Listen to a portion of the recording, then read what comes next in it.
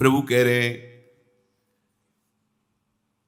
मेरे में रिझाने के लिए किसी पूजा सामग्री की या किसी धन संपत्ति की आवश्यकता नहीं। पिता को बस इतना ही चाहिए कि वो अपनापन करके दौड़ के उनकी गोद में बैठ जाए। बस अपनापन प्रभु को चाहिए। माया के भूल भुलैया से वापस लौटिए और एक बात केवल बैठ जाए अगर हृदय में कि मेरे प्रभु अब मैं थक गया हूं, यहां कोई मुझे सहारा देने वाला नहीं, अपना नहीं, नाथ मुझे अपना बना लो। ये बहुत बड़ी बात है हृदय की। किसी के बहुत भाग्यशाली होगा उसके हृदय में बात आएगी। प्रभु उसकी रुचि का विषय बन जाते हैं। प्रभु जहां वो ऐसा भावना करता है और उसकी रुचि हो जाती है प्रभु में। जैसे हमारी विषयों में रुचि, ऐसे प्रभु में रुचि हो जाती है। अब वो जो भी करता सब पूजा हो जाती है। ये राह से जल्दी सबको समझ में नहीं आता। ध्यान दीजिए, भगवत भावना विहीन आप जो भी कर रहे हैं वो सब अविधि पूर्वक है, भगवान कह रहे हैं। अगर भगवत भावना युक्त है तो जो भी कर रहे हैं सब विधि पूर्वक। कर्माबाई जी ने, एक विधि विधान जानने वाले संत ने जब कहा कि आप तो बिना स्नान में बड़ा अपराध, ऐसे तुम कैसे बना पाओ। और वो प्रातः अपनी स्नान आदि दिनचर्या करने लगी तो विलंब हुआ। फिर खिचड़ी अमनिया की ठाकुर जी को। ठाकुर जी आए, गोद में बैठ के एक कवल ही पाए कि उधर पर्दा, भाग के ठाकुर जी गए। खिचड़ी लगी थी, पार्षदों ने कहा जय जय तो अभी भोग ही नहीं पधराया। फिर और बोले कर्मा भाई है ना, वो मुझे भोग लगाती है। और पता नहीं उस महात्मा ने क्या समझा दिया विधि विधान, वो भोरी भारी हमारी भक्ता, वो अब नहाने धोने में समय लगाने लगी, इसलिए आज विलंब। देखो तुम जाओ और उनसे कह दो हम विधि विधानों से फंसने वाले नहीं, विधि विधान हमें कोई फांस नहीं सकता है। एक प्रेम फांस है जिसमें मैं फंस जाता हूं। बिना किसी बंधन के अगर ये बंधते हैं उसका नाम है प्रेम डोरी। जय श्री भट्ट प्रेम रस बंधन, क्यों छूटे दृढ़ फंद, बसो मेरे नैनन में दो चंद। ये बात सबकी समझ में नहीं आती। जाओ उनको कह दो जैसे वो बनाती थी वैसे ही बनावे। पूरा अविधि है। अगर शास्त्रीय सिद्धांत से दे देखो अविधि है, पर वो महान विधि है जो भगवान को आसक्त कर लिया। कौन सी विधि? मेरे अपने प्रभु, मेरे प्यारे रात में भूखे रहते होंगे, ये भाव। भगवत भाव विहीन जितना जो कुछ आप कहोगे कि कैसे अविधि पूर्वक भगवान कह रहे हैं। देखो, जब मथुरा के ब्राह्मणों को भगवत पार्षद सखाओं ने निवेदन किया कि भगवान श्री कृष्ण और बलराम आज इधर ही गाय चराने आए हैं और वो भूखे हैं, आप थोड़ा सा कुछ भोजन सामग्री दे दीजिए।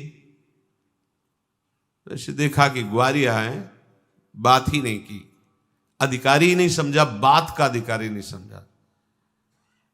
ऐसा नहीं कि इनको पता न चला हो कि भगवान का अवतार है, क्योंकि जब भगवान अवतरित हुए तो सबको पता था कि भगवान अवतरित हुए हैं।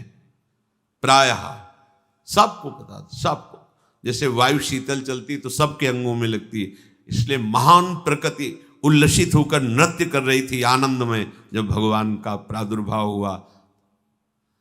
और उन्होंने बाद में स्वीकार किया कि मैंने महापुरुषों से सुना था कि भगवान पधारे हैं, पर मेरा कितना दुर्भाग्य कि वो स्वयं यज्ञ भोक्ता भगवान आगे जैसे कह रहे, आम ही सर्वयज्ञानाम भोक्ता च प्रभुरेव च, समस्त यज्ञों का भोक्ता मैं हूं। स्वयं समस्त यज्ञों की भोक्ता मांग रहे हैं और वो यज्ञ करने वाले ब्राह्मण अनादर कर रहे हैं। हुई ना विधि। और उन्होंने स्वीकार किया है कि मुझे चारों वेदों का ज्ञान है, गायत्री का अनुष्ठान, त्रिकाल संध्या, जितना भी शास्त्रीय सिद्धांत सब पालन करता हूं। पर सबके लिए उन्होंने एक शब्द प्रयोग किया, धिक्कार है मेरे ज्ञान को, धिक्कार है मेरी पवित्रता को, धिक्कार है। स्वयं यज्ञ भोक्ता भगवान मांगे और हमने बात भी नहीं की। पर अहोभाग्य हमारे कि हमारी पत्नियां ऐसी निकली जो हमारी बात बन गई, भगवत साक्षात्कार करने वाली। वहां कौन सी विधान का पालन कर रही? एक ही विधान केवल, अपने श्याम सुंदर मेरे प्रभु।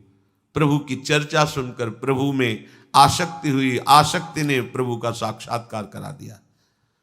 भगवत भावना विहीन बड़े से बड़ा कार्य प्रभु को बिल्कुल पसंद नहीं। दुर्योधन ने दुशासन के महल में ऐसी भोग सामग्रियों का रचना करवाया था कि देवराज इंद्र भी ललचा जाए, और मूल उद्देश्य था कि श्री कृष्ण को रिझा लेंगे, अपने पक्ष में कर लेंगे। प्रभु ने उनसे वार्ता जब संधि की तो उन्होंने कहा कि बिना युद्ध के 5 गांव की बात क्या, सुई के अग्रभाग भी नहीं दे सकता, सुई के अग्रभाग भर भी जमीन नहीं दे सकता। 5 गांव की भगवान ने कहा था ऐसा करो, तुम हस्तिनापुर के चक्रवर्ती सम्राट पर बैठे रहो, 5 गांव दे दो पांडवों को, वो मेरे भक्त हैं, मेरा आदेश पालन कर। उनका सूजी अग्रे न केशवा, सुई की नोक भर नहीं। भगवान चलने लगे तो कहा आओ प्रसाद पा लीजिए, भोग पा लीजिए, आइए महल में। तो उनका पाया वहां जाता है। यदि पवाने वाले में प्रीति हो या पाने वाले को मिलता ना हो, बहुत भूखा हो, मेरे को भूख नहीं है, तेरे में प्रीति नहीं है, चल दिए भगवान। भगवान उधर गए भी नहीं, और गए का भगवत भाव भावित विदुर जी के घर, वहां मांग करके छिलके पाए। देखो छिलके पवाना विधि है, अविधि है। अभी सेवा अपराध में सुन रहे थे ना, हाँ, अच्छा से अच्छा पदार्थ प्रभु को पवाना, और वो अच्छा पदार्थ तो फेंक रही है और छिलका पवा रहे, अविधि है, पूरी अविधि है। लेकिन यही सही विधि है, क्योंकि वो है ही नहीं भाव में इतनी ऊंचाई पर डूबी। उन्हें कोई, जैसी विदुरानी जी वैसे ही लालजू महाराज पा रहे, उनको भी शुद्ध नहीं, और कह रहे वाह बहुत सुंदर, बहुत स्वादिष्ट। वो भाव पवा रही तो वो भी भाव का स्वाद ले रहे। अपने उपास्य देव में प्रियता हो जाना ये सारी विधि है। इसीलिए अपने वृंदावन उपासी जन जो है, वृंदावन रसोपास्य, यहाँ मंत्रों के आदेश से सेवा पदार्थ समर्पित नहीं किया जाता। अमुक मंत्र पढ़ो फिर वो सेवा नहीं, यहाँ तो राधा राधा राधा। और जब जैसा भाव आया, या ऐसा नहीं कि ये ऐसे ऐसे ऐसे न, जब भाव आया अपने भाव में, भावोत्सवेन भजताम रसकाम धेनु, भाव ये थोड़ा भक्ति का फलस्वरूप भाव होता है।